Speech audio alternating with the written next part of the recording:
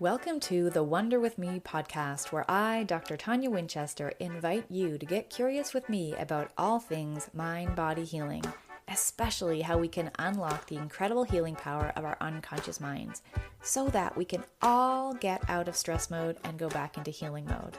We'll talk about how you can easily create healthy, sustainable self-care habits so that you can calm your mind, sleep deeply, wake rested, and enjoy happy, energized days. Ultimately, so that you can make a bigger difference in your well-being and that of your family and the world around you. These casual chats are for educational purposes only and don't constitute a therapeutic relationship. With all that said, let's get this episode underway. Come wonder with me. Hey, welcome back to another episode of the Wonder With Me podcast. This is episode number 29. How are you going to master it? I am your hostess, Dr. and/or Coach Tonia Winchester, and I'm so glad you're here. I am wondering if you're wondering, and by the way, it's really good to wonder because wondering means that you're here, not only with your conscious mind, but also your unconscious mind, which means you're taking all of this in at a really deep level. So here's the preface to this episode. One of my dance students, I teach salsa dance, and one of my dance students said, I'm going to master what we're doing right now. And I asked him, how are you going to master it? So this episode is all about what transpired both externally and internally in my own mind. How do we master things? How do we become a master of our behaviors? How do we get so good at something that it is second nature and happens completely in the flow? I think we should just dive right into it. So let's get wondering. How are you going to master it? I asked my dance student after he declared he was going to master what we were working on. So he deepened the crease between his brows and I clarified, I'm not asking how you are going to master it, implying that I don't believe that you can and that you will, because I definitely believe that you can and that you will. I'm asking how are you going to master it? What are you going to do differently to master it? What are you willing to change? What would it take for you to master this? So here he is, a beginner, which is perfect for where he's at. And there's the place that he wants to be, a master, a differently perfect state. He intends to cross a bridge, and it will take a few steps to do that. He simply can't wish himself across. So he has to do something differently from what he is doing now, because we can't expect new results without new behaviors. Practice for sure is part of it. 10,000 hours, 100 hours, 9 months, whatever the statistic is these days about how long it takes. Practice is of course part of it. Practice over several hours, months, years, decades even, to get to that level of mastery. Being coachable is also another part of it, and like many of my clients, there might be something deeper going on. What I found after being in the healing and helping profession for almost 2 decades is that people often want things to be different, but have a hard time changing to make that happen. So they tell me that eating their broccoli, for example, or whatever the new health supporting habit is that they know will help them reach their goals, they tell me it's hard. At first, gosh darn it, this made me so mad, like stomping around, slamming doors, and breaking dishes kind of mad. Here these patients are paying me out of pocket to show them exactly how to cross the bridge, to get them to that calmer mind, those deeper sleeps, that fitter body that they're telling me that they want, but it's too hard, it's too rickety, it's too precarious. And for years, this led to a lot of dissatisfaction in my practice as a naturopathic doctor. Until I had a light bulb moment, and I realized, and I sympathized, it is hard. To be clear, it's not the act of taking care of ourselves that's hard. Eating broccoli is one of the simplest, most low-reactive foods to enjoy when it's cooked properly. You're not going to sweat, you're not going to lift heavy things. It's not hard. It's the decision to take care of ourselves that's hard. It's the decision to wake up in the morning and decide to change our behaviors that's hard. Gosh, and did I ever get obsessed with this moment in human psychology? Is it possible for change to be easy? what would it take for change to be easy? And if so, how so? What was I missing? What was I missing? Why can't people prioritize themselves and their own well-being? I set off on a quest and crossed a bridge of discovery.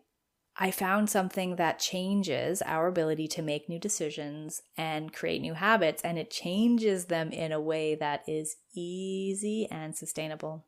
So now, as a master practitioner in neuro-linguistic programming, aka brain-based coaching is what I used to call it, aka mind-body healing and coaching, I've learned something crucial. Our results are a reflection of our behaviors. Okay, wait, I knew that bit. Cause and effect and all of that jazz. Here's what I found that made all the difference that was on the other side of this discovery bridge. Our behaviors are a reflection of our state internally, and our state is a reflection of our focus. And our focus is a reflection of our internal filters, our internal, unconscious, we're not aware of them, filters. Ooh-wee, hot dang. Eating the broccoli is an example of self-care, and it's my metaphor that I use all the time. Other examples include getting to bed on time, hydrating properly, moving our bodies efficiently, setting boundaries as we need to in our relationships, communicating our needs and expressing ourselves authentically and creatively.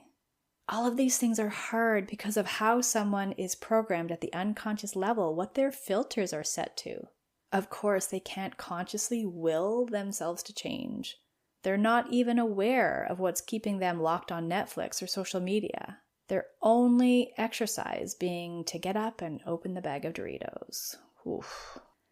So if our filters, our unconscious filters create our focus, what we're focusing on, and our focus creates our internal physiological state, and our state creates our behaviors, and our behaviors create our results, we can reverse engineer this entire neurological cascade.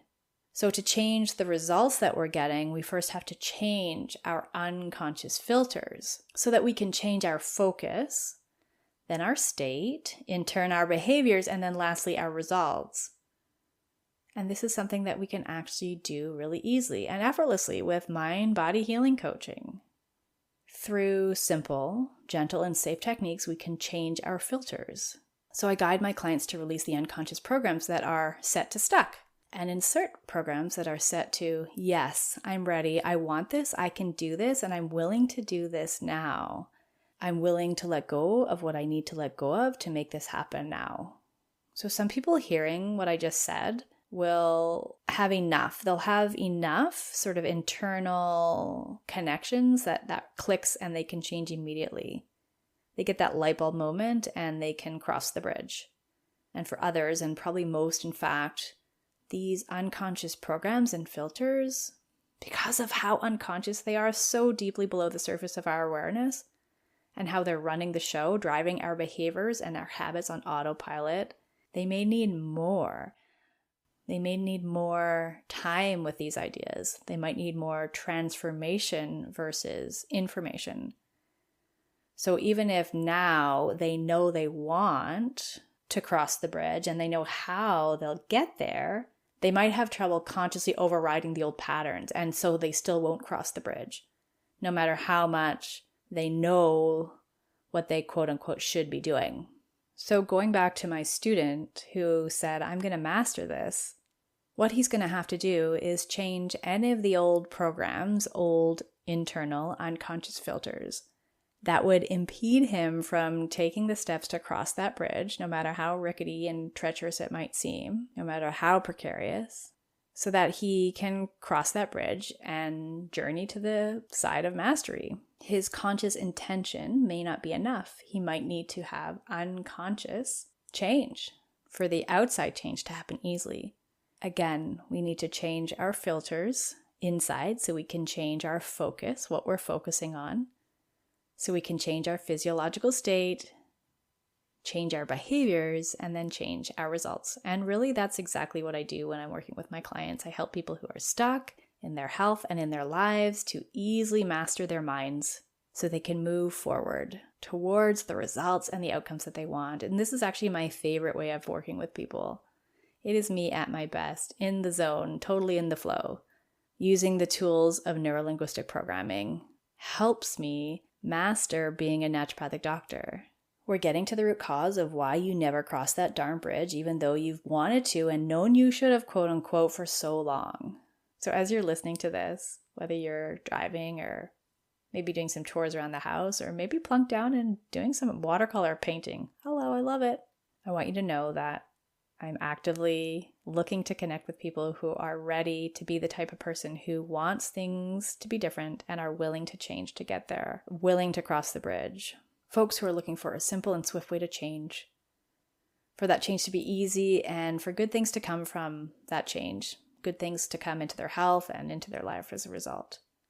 To master, for example, self-care, to create healthy habits, to move towards a specific wellness goal, or maybe communicating more effectively to deepen and calm your relationships.